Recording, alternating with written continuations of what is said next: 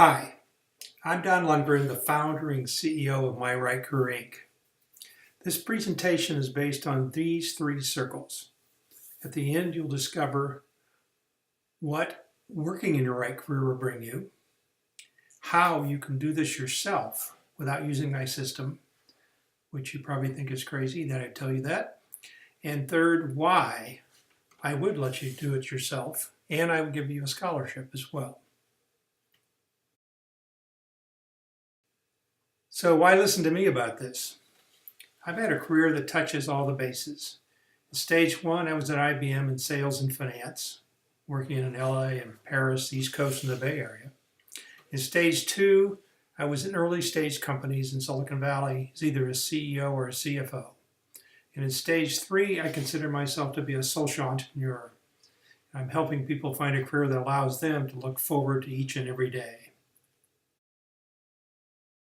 So I've had 10 careers so far, so I know something about making career changes. And the average college graduate today will have 5 to 8 careers, not jobs, careers. I can help you understand how to make them right careers. I also know what it's like to not be in your right career. I didn't discover my first right career until I was 34. And no one should have to wait that long. I was having a very successful IBM sales and marketing career, so success doesn't always equate to being in your right career. I call that the curse of competence. With an engineering education and a very analytical mind, I decided to find out, is there a secret to having a right career? And the answer is yes, there is. And is it repeatable so you can have multiple right careers? And that answer is yes. And is it a process you can share with others? And the answer again is yes. So the secret is that Venn diagram on the chart. And if you don't take anything away from this presentation, just remember that Venn diagram. So people saw what I'd done and asked for help. So I started helping people who were generally speaking in their 40s and 50s while I was still working as an executive in Silicon Valley. So now, why am I trying to help millennials? Well, one reason is I have 2 millennials. And another reason is I watched what happened in the recession and the slow recovery. And the last is I realized that millennials will have 5 to 8 careers and that I could really make the biggest impact in society if I would help people at the start of their career rather than the middle of their career.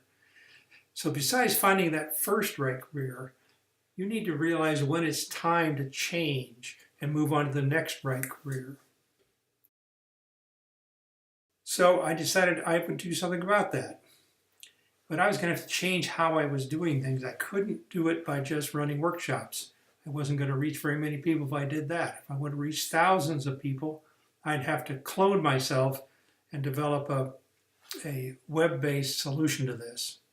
Then I'd also have to replace myself as a coach so that I wasn't coaching like I would be in a workshop, and find other people who could do that and then provide them with the training so they could be a good career advisor. So now, what challenges am I trying to address that you have? So I studied this, and I think you would not be here, number one, if you didn't think you had a challenge with your career. But the 3 challenges that I found in studying this are, you want to do well and do good, which I as well do. You also want to align with your values. You want to align with people you work for and people you buy from. And the last is you want to deal with this rapid job changes where you, on the average, are changing jobs every 2 years. So let's take, you want to do well and do good. So you could feel really proud you're in a job where you do good, but maybe you can barely pay the rent. And you realize, boy, I'm not doing well. And you should realize, you probably do, that you can't keep doing good if you can't really support yourself. But you can also be killing it and making more money than you ever thought you would. And so you're doing well. But you may feel you're not making any contributions to society. So you could have picked any of these 3 places to work. You could be working for a charity, nonprofit. You could work for a B Corp, which is a new form of a benefit corp, a new formal one. So an example of that would be Patagonia. So they're a for-profit corporation, but they still are doing social good. Or you could work for a classic corporation, but maybe one who's a socially responsible company. And I use Unilever here, and I'm going to talk about them later. Well, you know, you don't have to work for somebody who's doing good. You can do good on the outside yourself. So you can be involved with a nonprofit by making major contributions to them, or you can make money for them, or you can make contributions by using your talents to help them. So my partner's involved in one called Impact 100. And it pools money from its members, gets grant requests from nonprofits, then it performs due diligence on those and figures out which of those grants they want to fund. And then they fund them and follow up and see whether they're actually doing what they're supposed to do. And therefore, the members who are contributing this money feel really part of this, and they also know their money's not being wasted. Also want to do well, right? So doing well can have many different aspects. One can be where you live, maybe San Francisco, the kind of place you live, the kind of job you have, whether you have enough income. But simple things like, I want to have friends. I want to be involved in a community I really relate to. I want to have a family. The thing that I found was that you want to have people align with your values. So one of the was a study that was called the Millennial Mindset. It had 6 parameters in it, and the 3 on this chart are 3 that relate to the issue of values. Brands that you want to advocate for, brands that are authentic, and brands that add good to the world.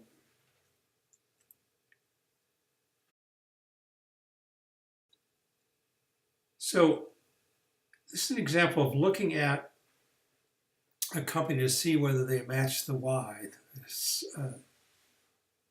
Simon Sinek talks about this magic circle: what, how, and why. What is a company? What products does the company make? How do they do it? And why do they do it? The why is when you'll find out if you have an alignment with them. So in this example, we're talking about Unilever, who makes soap and antiperspirants and mayonnaise and so forth. Not very sexy. But it has 1.8 million people apply to work there, with the majority being millennials. And the CEO believes 60% of them apply because of the alignment with this idea they have about sustainable living. And the majority want them to make a difference in a way they can't acting on their own, but they can working through a company that has this kind of a purpose. So your number 3 challenge is rapid job changes. So you could easily be in your 5th job by your age 30, having made 4 job changes. Now, job changes can end up being good or bad. If it's a random walk where you just keep changing jobs and you maybe aren't any different when you started, you aren't making any real progress. But job changes are really not a problem at all if they're within the context of some kind of a career. So this is an example of when I switched from sales to finance in IBM. Then I got inside of a financial career, and IBM wanted me to understand international and domestic. They wanted me to understand the difference of working in a group or a division, which is underneath a group, and being a professional analyst versus being on the staff, and the difference of working in first level and second level management. So all those things actually required me to change jobs quite frequently, and also to move. So those multiple job changes were perfect if you're fitting within a career. So that was not a random walk. That was leading me towards something. The what I addressed was, what are your challenges? Now I'll describe what you get from working in your right career. I mentioned I switched from sales to finance. It was my first right career when I was 34, yet I'd been very successful in sales. I could be my best in this role because it leveraged what was natural for me, and still is. My personality: I'm a T, thinking, and a J, planning. My skills: I'm analytical, I use computers really well, and my strengths: I'm a really hard worker and achiever. And I had a passion for the business side of IBM, and this job was all about planning a product's income and expense statement.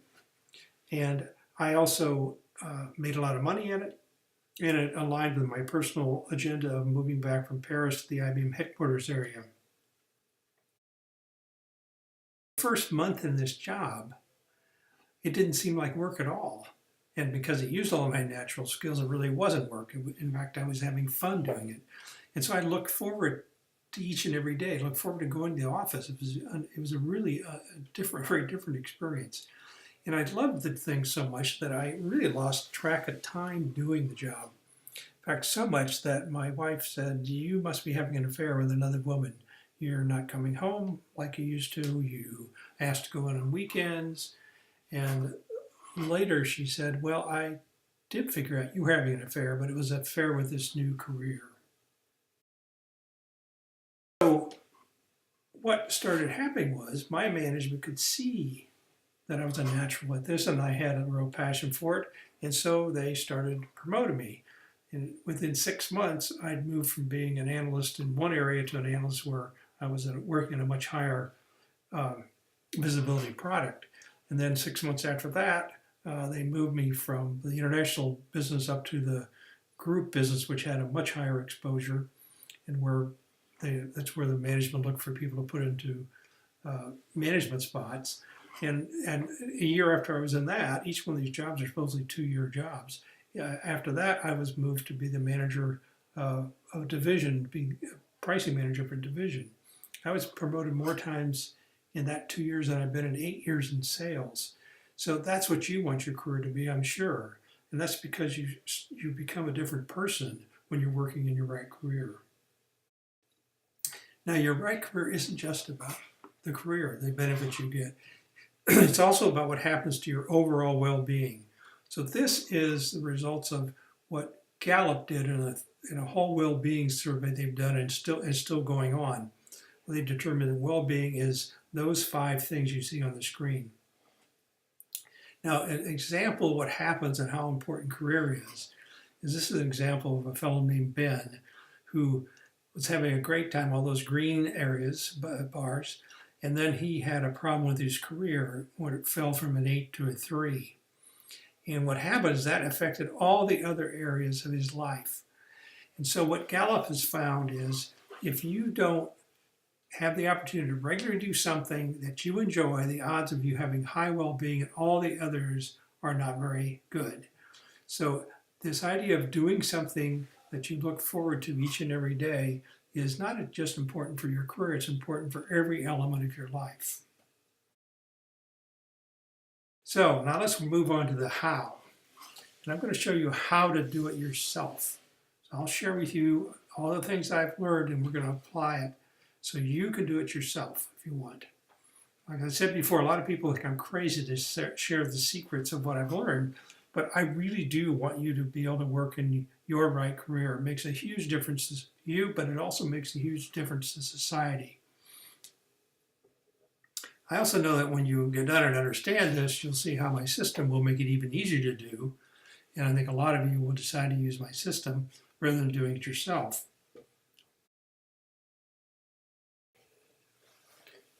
Almost no major change in life can be made without involving others. For example, losing weight, stopping smoking. So you need to put together a team that will support you in your search for your right career. There are 3 groups of people you need.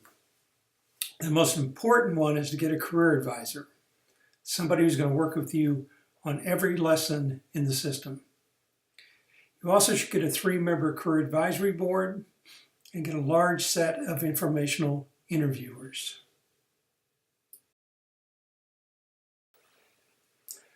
The career advisor is your primary outside resource. They'll meet with you at the end of each lesson. You have 2 options. A professional coach who will be managing the process. They'll cost you about $150 per lesson or something in that range. Or an accountability partner. They won't charge you anything. And you'll probably find them on a spectrum.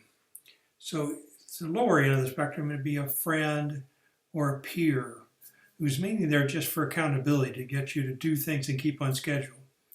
Or they could be an experienced professional who's been mentoring people for their entire career, or someone who has had more than one career and they provide a lot of valuable career advice.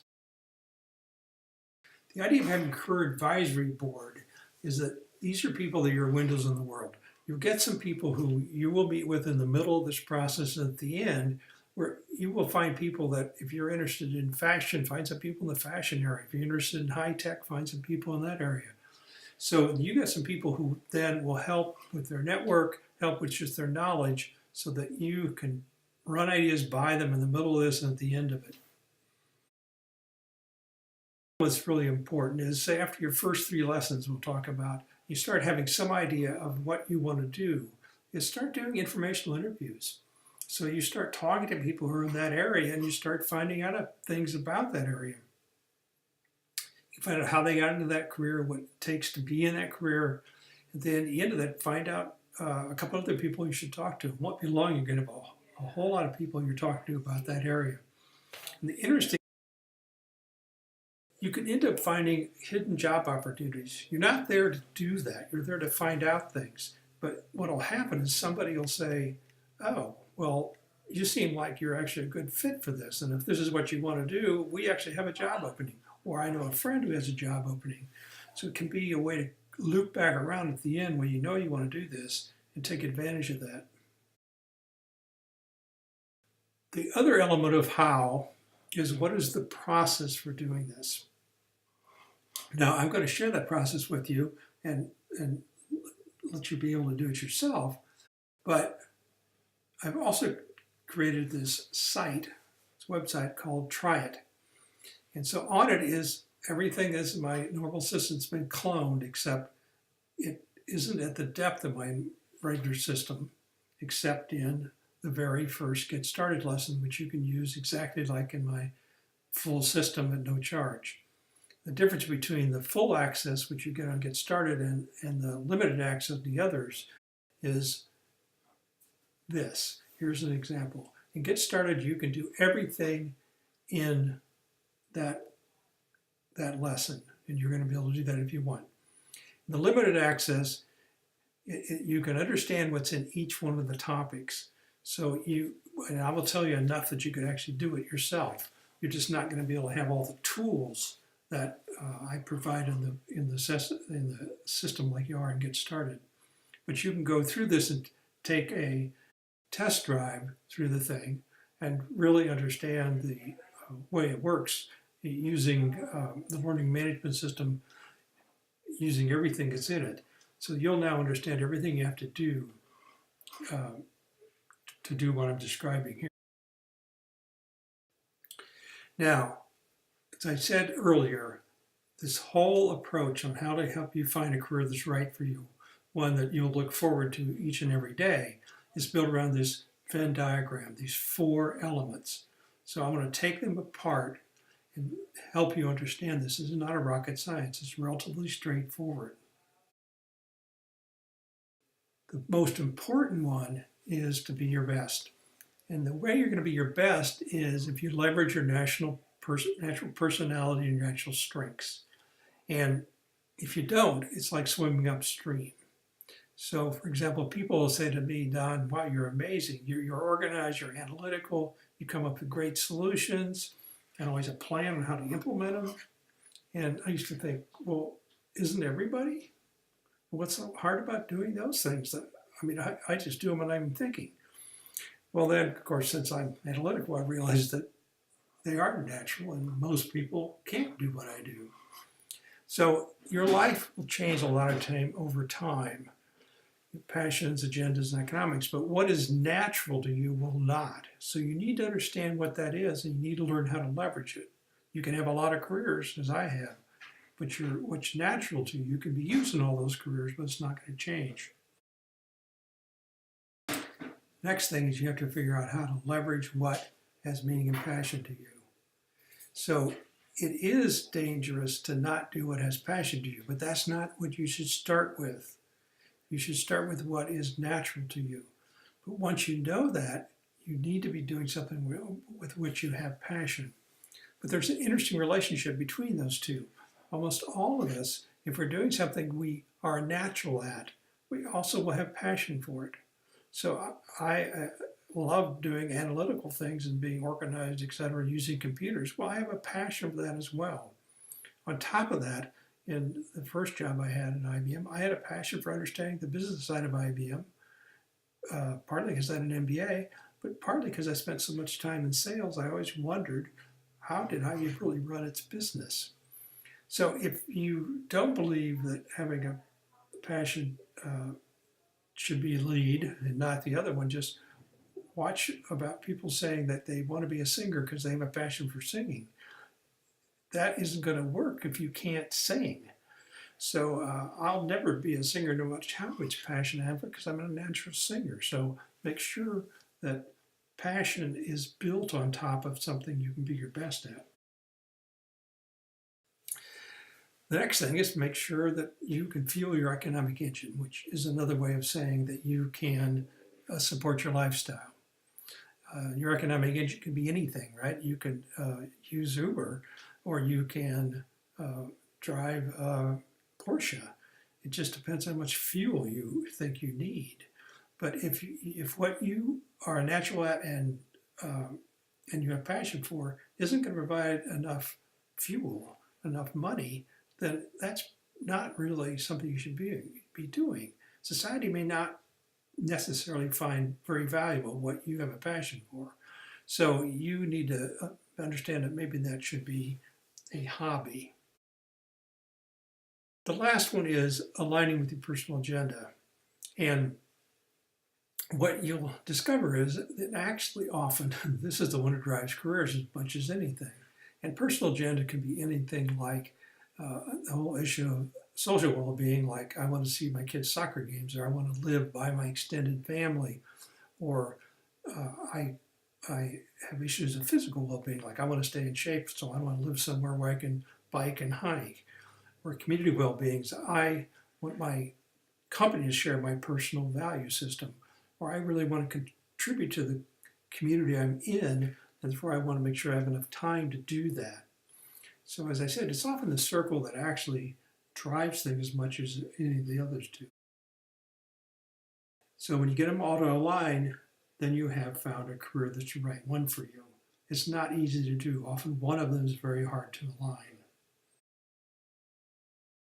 So now you say, okay, I've found one of those careers, but it's not just one. So if you just take, if you're a 30-year-old, today, your lifespan could easily end up being out into the 90s. So if it is out into the 90s, you could easily work until you're 75, and that's another 45 years. And if careers are 9 years each, let's just say, you could have 5 more careers from age 30.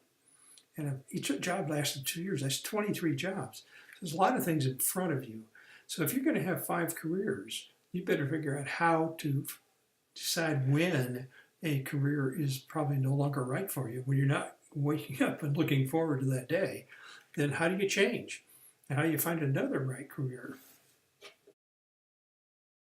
Do it. It's real simple. You do checkups.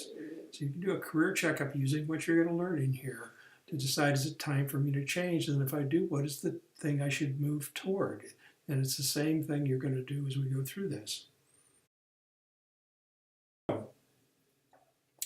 To understand those 4 circles, then you are going to take you through some lessons you can do yourself that will help you understand yourself much better. And I'm going to share with you how to do each one of these lessons, and you can then do them yourself. Now, because there are a lot of lessons, I suggest you do them in 2 phases, which is what we do. That you do these first 4, and then you stop and you look at what you've done. And often by that time, people have figured out some kind of career or careers, and that gives them a good grounding of what they've already done. And in phase 2, looking at your past, your future, and your economics, then they can see whether, if they haven't found anything, they can see whether they can find something else in looking at those 3, or they can test what they found by looking at those other 3 lessons and finally coming up with the final capstone. So now we're going to start looking at all these things, and the first thing we're going to look at is get started. And remember, that's the one I said you can use at no charge. So this is a way for you to really understand this and get started. So in the Get Started lesson, you're going to be able to explore 2 things: where you are today and where you want to go. So where you are today starts with this well-being idea from Gallup. So you will be able to look at that. You'll be asked to look at the jobs you've had and where you are today. You'll be asked to look at your future idea of where you want to be, say, in 5 years, and then set some goals for this effort you're doing. You've decided you really want to understand what the right career is. Well, set some goals of what do you want to get out of that. So, first topic. So this system has lessons, and then within it, the real work is the topic. So the first one is understanding your well-being. And you'll take an assessment either from Gallup or a self-assessment if you don't want to pay the $12 to Gallup. This is an example of a woman named Amy who did this, and the only one that was thriving was physical, and that's because she had really worked on that and decided that was really important to her. The others were not. And one of the reasons was she'd moved from New York to Dallas and didn't have friends.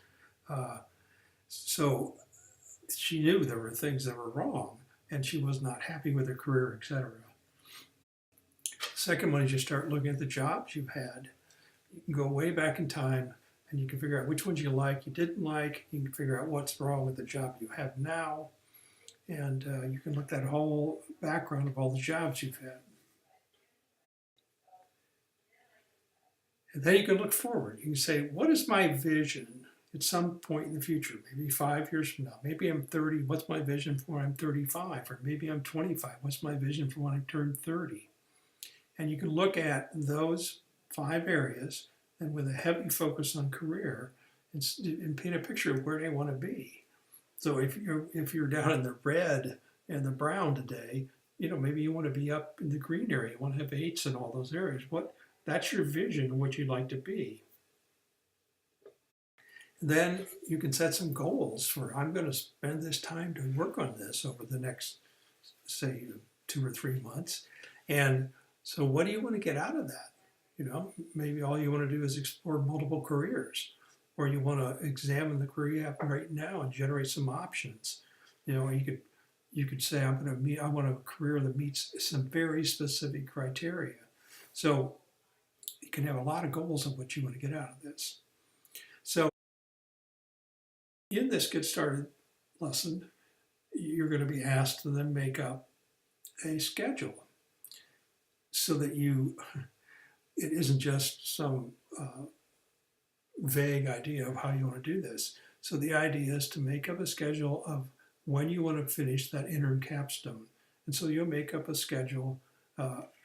So the 10 weeks is if you're invested a certain amount of time per week, you'd end up getting it done in 10 weeks. So now you have a schedule that you and the person you got, say, as your accountability partner, you will present to them and get the both of you agree on. And then put that schedule aside and just focus on the very first thing you need to do, which is to understand your personality. So if you don't hit that milestone, then you won't hit any of the others. So then just get focused on that very first thing. So career advisor, and you'll review with them the 4 things you did, and they review with them the schedule. And so then you can now have a common understanding where you are.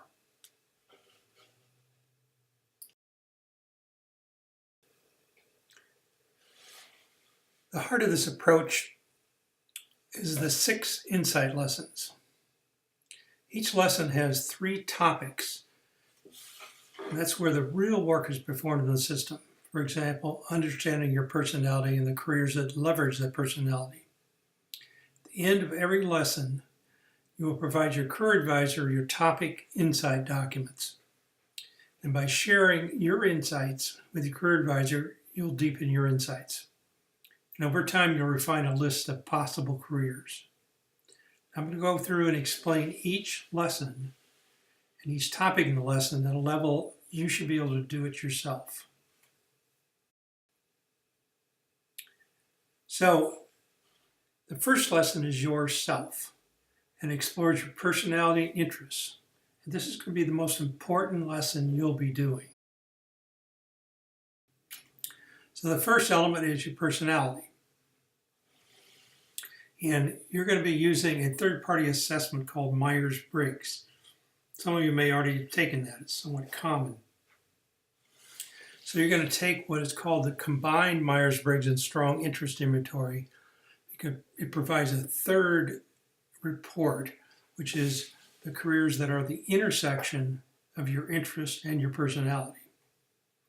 Now, this is an example of my personality.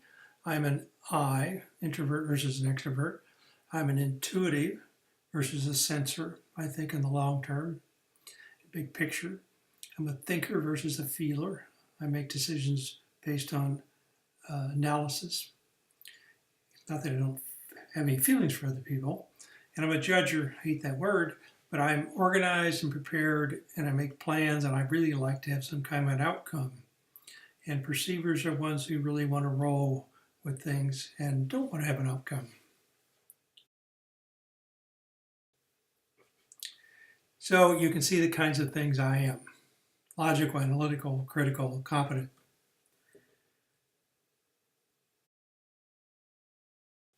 So what kind of careers are there typically for INTJs?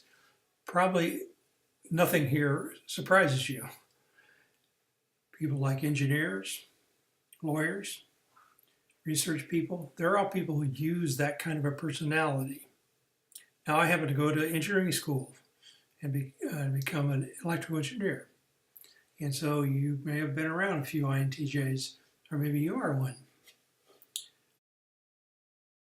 That lesson, what you do is you sit down with your career advisor or on the phone with them, and maybe let's just say that's a peer or a friend of yours or an ex-boss that is an accountability partner. And you explain to them what your personality is and what careers you think make sense for you in that personality, and you talk about where you're on the schedule. So in this case, you got a little happy face because you're right on the schedule. At the end of the third week, you'd finish that lesson, which is about interests. And interests, you end up with these general occupational themes. There's 6 of them. And so the strong interest inventory will help you understand which of those themes you are. Now, my example, I'm a conventional, someone who likes to organize things, and I'm enterprising. So I'm entrepreneurial and I like to persuade people about things. And with an engineering degree, you'd think I would be investigative, one at the top. But it turns out it was one of my bottom ones on the scoring they did. You'll see how that plays in the future. So now, the third report I said looks at the combination of your interests and your careers. And so this shows why I decided to not work as an engineer, even though my personality is clearly suited to be an engineer. I was more interested in conventional things like business and entrepreneurial things. So I instead went immediately to business school and got an MBA, but I paid for it by working as an engineer. It got me into the space I wanted to be in. It got me out of the space of working as an engineer. But I didn't also have the passion to be an engineer, like a lot of the people who I went through engineering school with. At the end of this interest lesson, what you do is you sit down with your accountability partner and you share the kind of things I just shared with you about myself, of what are your interests, out of those 6, and what careers does it make sense with those interests and the personalities you discovered from the previous lesson. And then you can also talk about where you are on the schedule. Again, we have a happy face because we're finished that in week 4.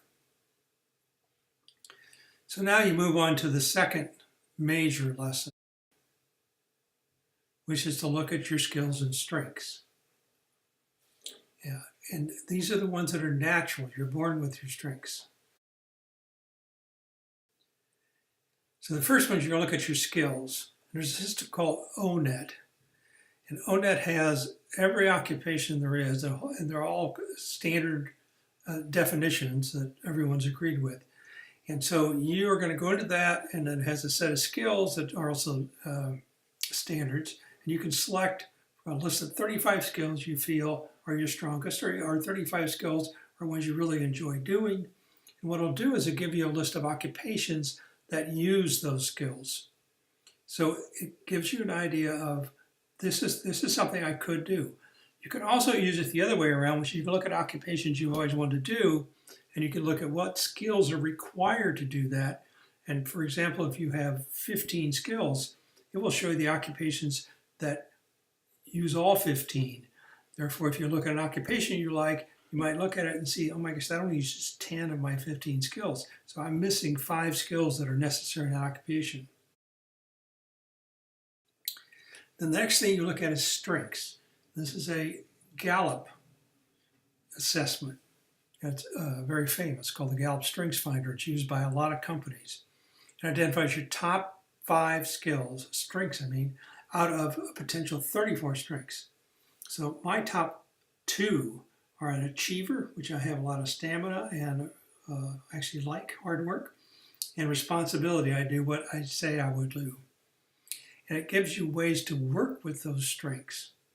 So, for example, being responsible is people, because I'm going to do what I say, people would say, hey, give that to Don, he'll get it done.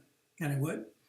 But then I can get, and I'm really a hard worker, but I can get way overcommitted because I'm always like, well, yeah, this has to get it done and I'll step up and do it.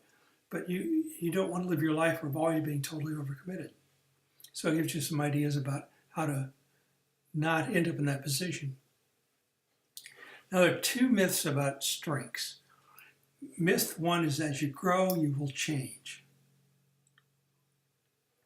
The truth is, as you grow, you'll become more and more of who you already are. You're born with your strengths. The same thing applies to your personality. You're born with it. You're just going to become more like that. So embrace your strengths and your personality. Don't try to change them. Myth 2 is you'll grow the most in your area of weakness. And if you see how school is done, you see how companies do things, they're kind of sending you to things to try to improve your weaknesses. The truth is you'll grow the most in your areas of strength, and you do the best in your area of strengths. So if you have an unbelievably bad weakness, yeah, work on it to get it up to some minimal level. But don't expect that you're going to be able to have a successful career by working on your weaknesses. Have a successful career by leveraging your strengths. The last one is called a builder profile. It looks at the talents that successful entrepreneurs have, which they've identified as 10 different talents. And this builder profile will identify your top 4 out of those 10. So my top 2 happen to be creative, thinker, and determination. Now, and my other 2 are knowledge seeker and independent. So Steve Jobs said the number 1 attribute an entrepreneur needs is perseverance. So that's determination. I can tell you that from having founded 2 companies. Things don't always go right.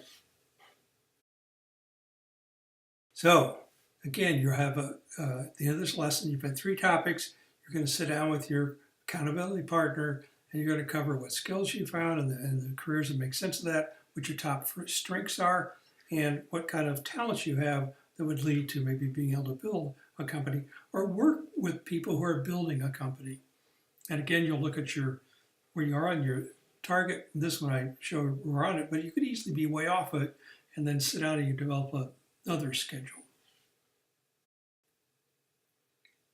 Then the third lesson is looking at your meaning and passion.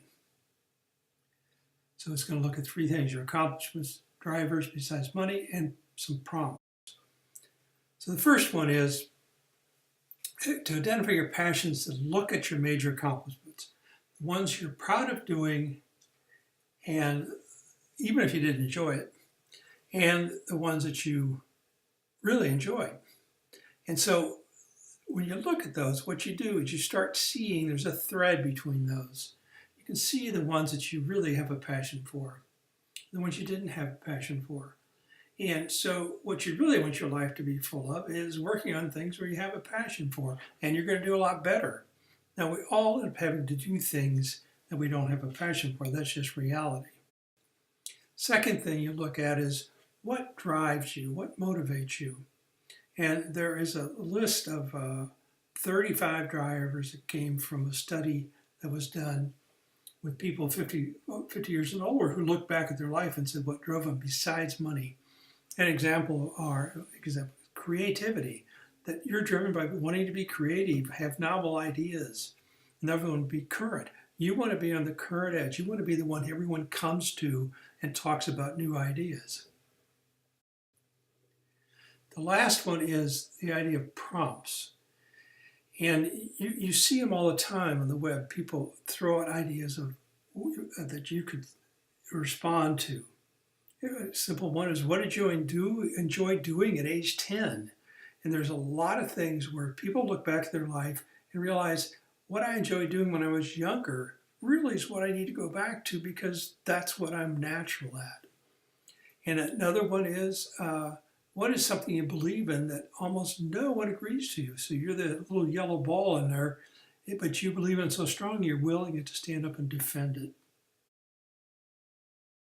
So again, you get with your accountability partner, you explain your accomplishments and what drives you, you explain the prompts where you found out maybe the meaning of life to you, and you explain the schedule. And this one was an ideal one because you're now finished with those 3 lessons, and all you have to do is move on to the capstone project.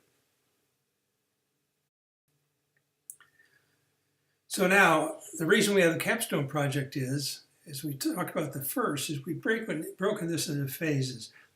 You don't have to do it this way, but what we found is you need to stop and take a checkpoint. So this capstone allows you to stop. You've done, get started in the first 3 lessons, and now you can stop and see, well, what have I learned? And so the first thing we have you do is look at what careers have you identified, one or multiple. So this example is someone who is working in a large Silicon Valley company, a successful one, and is trying to decide how can I leverage that experience because he was interested in moving on. So in that case, one of them was, Chris looked at, maybe I should return to what I got educated on in college, which was being around the film video industry. Maybe times are much better now than when I got out of college. Maybe I should do that. Another one was, maybe I should become an investment banker focused on high techs. I know a lot about that. That was the one he tended to be leaning toward. Then another one would be, why don't I do what's classical in Silicon Valley is, why don't I go from a successful big company and join a startup? Now, he needed to think about which one fit best in the definition of the right career. Then the second thing you need to think about is, what are you going to do in those last 3 lessons, your past, your future, and your economics? And you could do them all the topics in them. In this case, Chris decided to, in your past, to just do the autobiography and stories, we'll come to what they are, and skip job and career decisions because he'd done it already in the Get Started one. In your future, he was going to do work backwards so you could see how he got from the future back here. And then in economics, you don't want to do it for the next job. And the next thing is take a look at your board. You should have had some idea who your career advisory board was before, but if you don't, then examine who should be on it. And if you chose them wisely, they're your windows on the world, as we talked about before. They bring you a perspective that you're not getting out of your accountability partner. They also have a network, so they can start introducing you to people.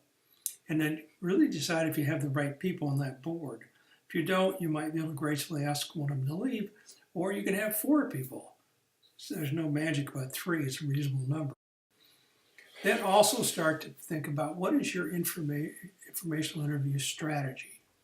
And if you now identified, for example, in Chris's case, those 3 different areas, he may decide that he doesn't need to look into the film business because he already knows a lot about that.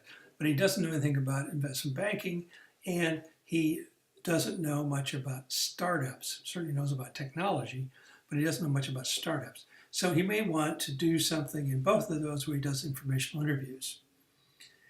And again, it could be as he does this, he'll find an investment bank that's interested, or he ends up finding a startup. It's like, wow, you have the right background. We'd love to have you join us. So if he hasn't done it, if he hasn't done it yet, he could have started before, but you better start now to start understanding. But this is not about selling yourself. This is about going out and just collecting information. So you have a career advisor meeting, just like always. You sit down and talk about the careers you identified. So in that case, it was the 3. How to validate them via informational interviews. How to use your career advisory board, what you think you're going to do in phase 2. And then discuss the schedule for phase 2. Now you've made up a new schedule that'll get you the real capstone at the end, where now you're going to make all your decisions and it'll be the end of what you're going to do in this program. You're going to have your very first career advisory board meeting, because now you've done all this work. It makes sense to sit down with them. You can really do lots of different things with them. It could be nothing more than using them as informational interviews. It could be that you're going to share with them what you've identified in this phase 1 and get their feedback. Share the careers you've looked at, share what you're planning on doing going forward, and ask them who you should be who should do informational interviews with. Could well be that one of them works in investment banking, and they're like, oh, go see these 3 people. And so they could be unbelievably valuable for you.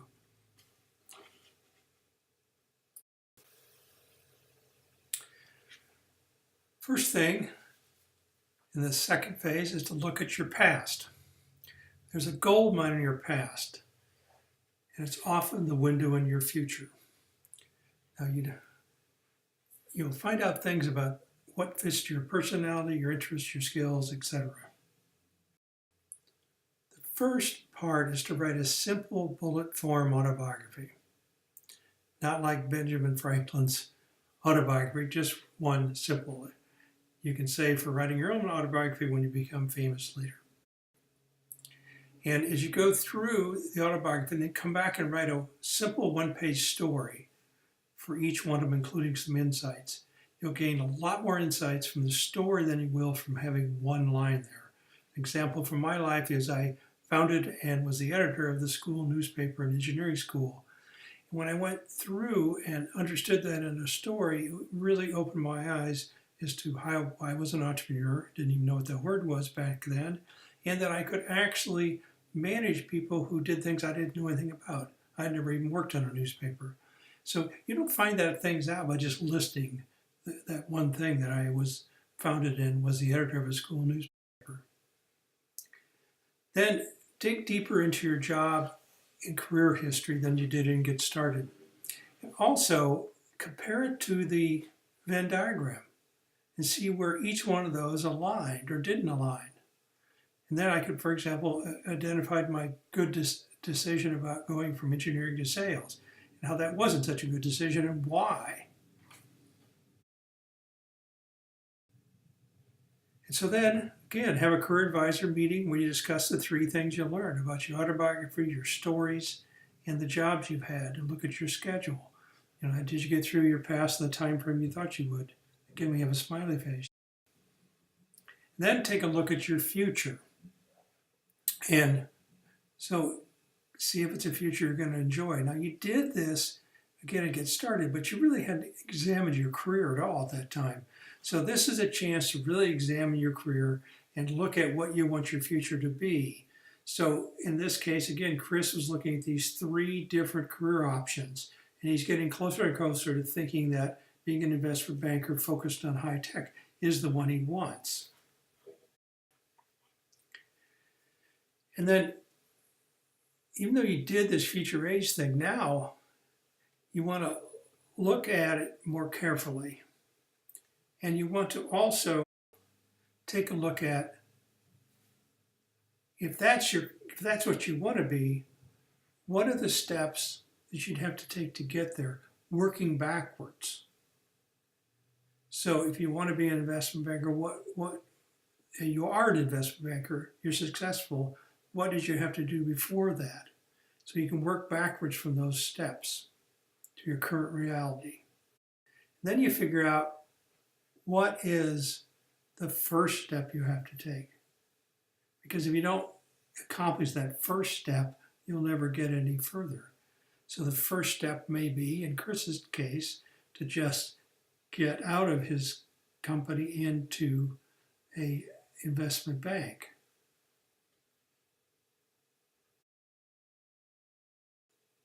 Again, you share this with your career advisor, see if you're on schedule. Now comes the hard part for a lot of people, looking at your economics. And so again, you can be doing something to leverage what you're natural at and be your best. It can have meaning and passion, but if society doesn't value it enough to fund your lifestyle, then it's not a career. So I have this idea of using 3 budgets so you can make that right decision. So the first one is your next job budget. So this is where you're going to find out if, for example, if you're going to, the very first job you get as an investment banker, working as some associate, I worked with a lot of them, or they work really hard. Are they going to make enough money to fund the lifestyle that you had before, or that you're willing to step down to? The second one, so that you do, is then figure out at some future that you've come up with, for example, being a investment banker that's more senior, what is the budget for that? And in Chris's case, it was like, well, I'm going to make tons of money if I do that. So it's definitely worth it to maybe step down for something not so good immediately, because it can be great. But you could be in something where you look at it and you start talking to people and so forth, and it's like, wow, 5 years from now, I'm not going to be doing much better than I am now. So it's not worth it to make that change and have no real long-term potential.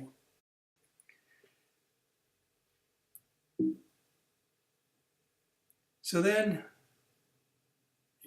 next thing you can look at is a contingency budget. So contingency budget is just the kind of thing, it's like, well, what if I don't get a job and I left the other one, or I start out and it doesn't work out real well and I've got some downtime before I find the other one. So just figure out, what is that contingency budget?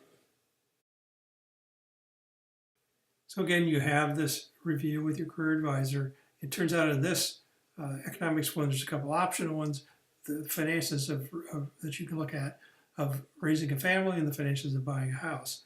You may not want to have anything to do with those things. And you can look at your...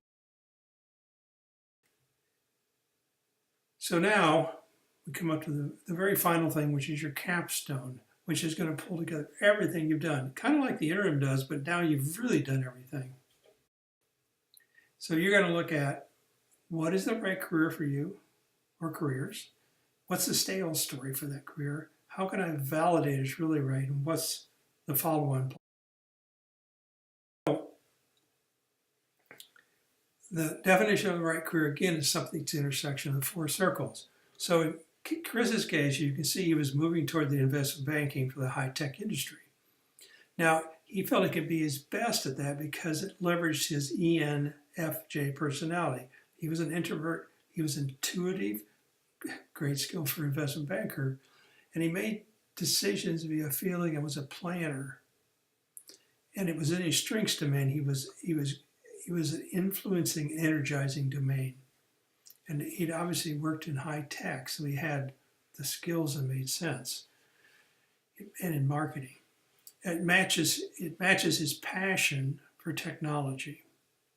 And it clearly ends up becoming a very well-paying career. And then his personal agenda happened to be living in San Francisco and traveling, so it matched that really well. So, And then the idea is to come up with a little elevator version of that, which is, in his case, I want to be an investment banker focused on high tech. And I have also natural strengths for it and a lifelong passion for technology. Something really simple to say to people. Like, why did you leave this really successful company?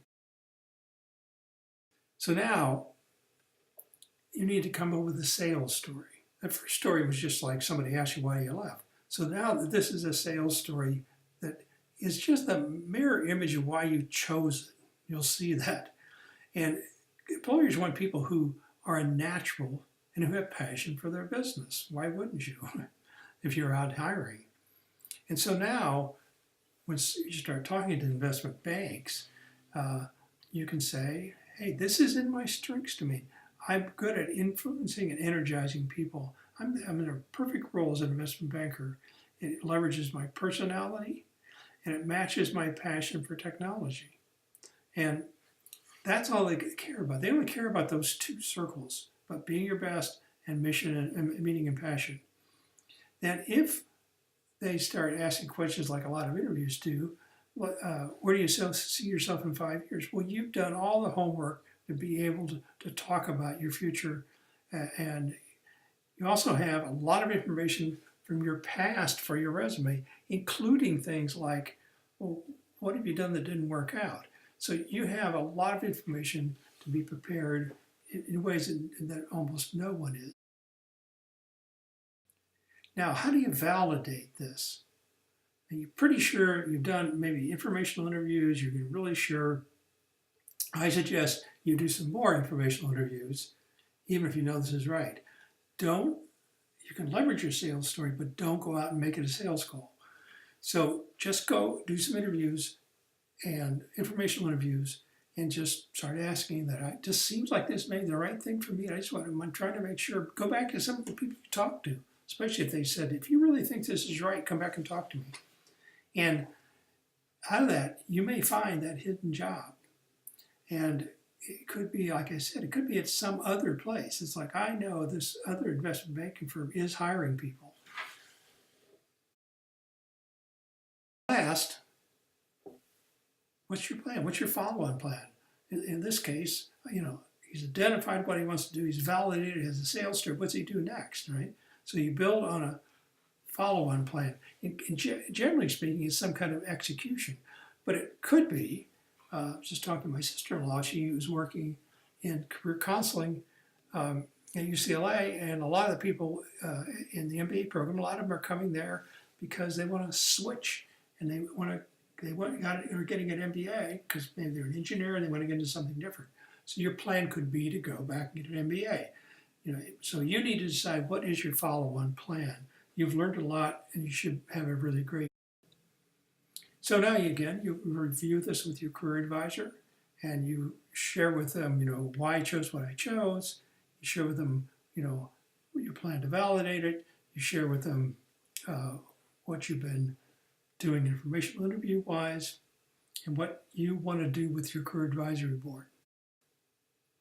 And with the career advisory board, now you should start leveraging, because I want to be in investment banking. Hopefully they'll start to tell you people you should talk to.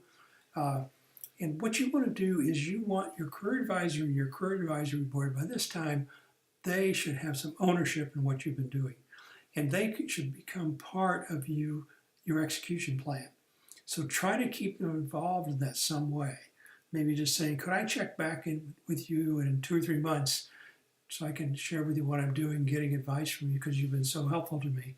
So if you can do that, you'll become part of their network, and maybe they're your career advisory board for the next 10 years. So it is really valuable to have these people on your side.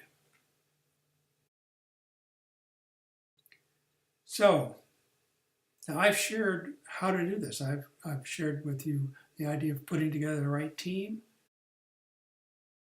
the process and how to do this, and get a deeper understanding of yourself. Why would you want to buy my system? You know everything.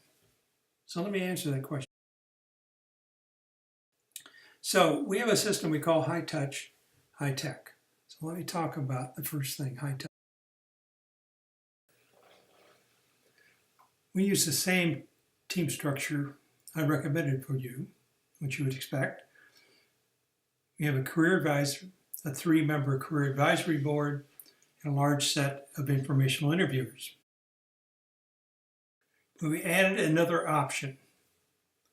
So for the career advisor, you can also have a workshop facilitated by a professional coach.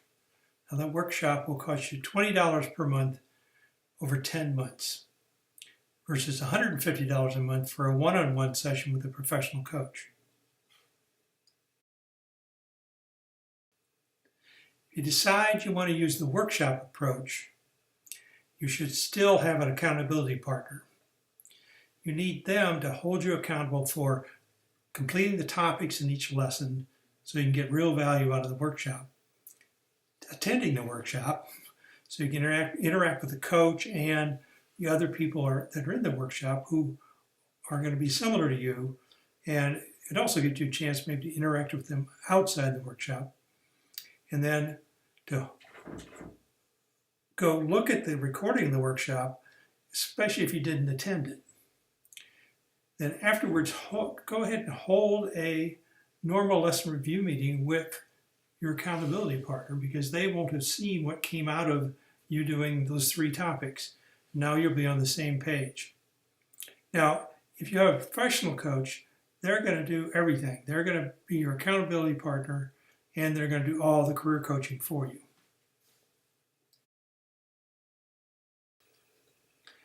Our approach to the career advisor is significantly enhanced to doing it yourself. 1, we provide your accountability partner the right career program at no cost. They can use it themselves, or if you want to use the buddy approach and do the program together, then you're going to cut the cost in half for both of you. We provide them training on the basics of the My Right Career program, for example, the Venn diagram of the 4 circles and the 6 insight lessons. We also provide them training on the website. And then the 3 topics for each lesson, they're going to get them at the end so they can have a good meeting with you. And last, we give them access to your learning management system if you both agree. And with that, they can really tell what's going on. So in this case, you haven't completed step 4 and you can't have a lesson review meeting without that. So that's something they can follow up on in an accountability sense. And you also, they may want to know what happened in the Myers-Briggs assessment, so they can go out and download it themselves without having to ask you for it. So let's talk about our high-tech element. Using these same third-party assessments. They cost the same, and you have to buy them from the third parties just like you would if you had to do it yourself. No different.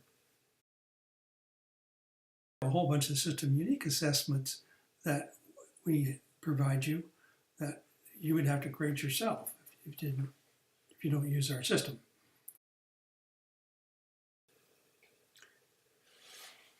The heart of this approach is the 6 insight lessons.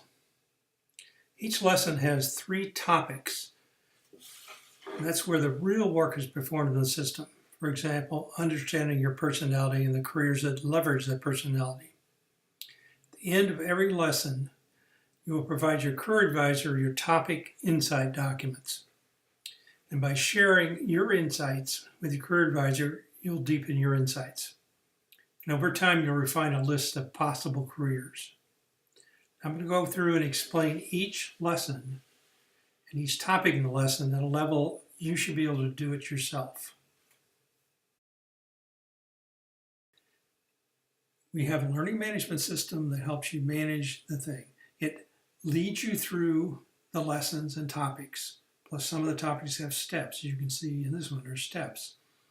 And you'll know exactly your status at all times. If you went away on business, vacation, whatever, and you came back, you might think, where am I? So this will tell you, here you are. You're on step 4, personality, creating your topic summary.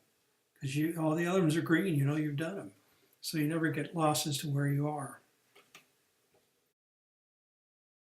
You also store all the documents in this system that you've either created or gotten. So when you got the Myers-Briggs assessment, you're storing it in the system. And when you create your topic summary, you're storing it in the system. Now you're not looking all over your laptop for the documents, wondering where they are. Now, this means you can also work on any kind of system you want. You may be doing this on a laptop and also have a desktop machine, and maybe you did some on a friend's machine because all of this is cloud-based. So now you're not saying, oh my God, this document's back on some other device. They're all on the cloud in this system. The heart of this, one of the key things in this is assessments and so forth are interesting, but what really is valuable is being able to get insights out of all these things. And the way you get insights is to have really good templates that lead you through the process of getting insights. And we've created smart templates using a system called Gravity Forms that helps us basically build in coaching in these templates. And so it's like having a coach inside the template. Now, if you do it yourself, you're going to have to figure out how you create great insight documents, because you're not going to have good career advisor meetings without them. You're not going to get insights without them. We also have examples. So for every career phase, we have examples. So you can see examples of people who've done this, and that'll help you dramatically. Most people find the examples extremely valuable. Our solution is cloud-based, so you can access it from anywhere at any time. It's also smartphone enabled, so you can use it on any device you want. It's self-paced, so you can go through it however fast and however slow you want. Some people move there very rapidly. They're willing to invest 3 or 4 hours a week, and so they can finish it quickly. Others take a lot more time, and so they take longer to finish it. So you can get full access. I gave you full access to get started and limited access to all of them to help you do it yourself. But you can get full access in 3 ways. Full access actually is given to your career advisor if there's accountability partner. It's actually given to any of them, but the accountability partner. You can ask for and earn a scholarship if you really can't afford our very affordable license, or you can buy the license for 12 monthly payments of $35, which is about $1.15 a day, a lot cheaper than coffee if you're a coffee drinker, and probably the price of a night out each month. So, why are we doing this? Why do I tell you how to do it yourself, and why do I give up? Well, we want to make the world a better place, and people having identified and working in the right career does that, and they are like a drop of water in the pond of life. And so when you are like that, you create ripples that go outward and they affect everyone everywhere. To your friends and your family and your peers. They see this person who is excited about what they do, who doesn't see it like work, and they lose track of time. I guarantee you, from having been around this a lot, having been one of these people, have those people work for me, it is so obvious when someone is in the right career. Your community sees it, organizations in which you work, your bosses see it, you will change the world. We also, if you change the world, so will 1,000 people. So we want to help many, many more of those, and we call this a revolution. So our part in doing that is enabling you to either do it yourself or give you a no-charge license to your career advisor, or giving a scholarship, or just selling us at an affordable price. Your part of this is joining that revolution. So as millennials, you want to do well and do good. Well, so do we. We're a B Corp, a benefit corp, which we talked about before. And it's a for-profit corporation whose mission is doing good. So my challenge is I won't be able to do good and do the kind of things I want unless I stay in business. So, to stay in business, I need to earn a profit. And that's how I fund customer support, product management, product development. So my assumption is that I will find enough people who will pay me for this that I'll be able to fund all the things I do to help. Now, so what could you do next? Well, you can learn more by taking a test drive to the Try It site. You can, on that test drive, you can use the Get Started lesson at no charge. So between those two and listening to this presentation, you will learn a lot about the system. You can then use that to identify this by doing it yourself. Or you could use our system.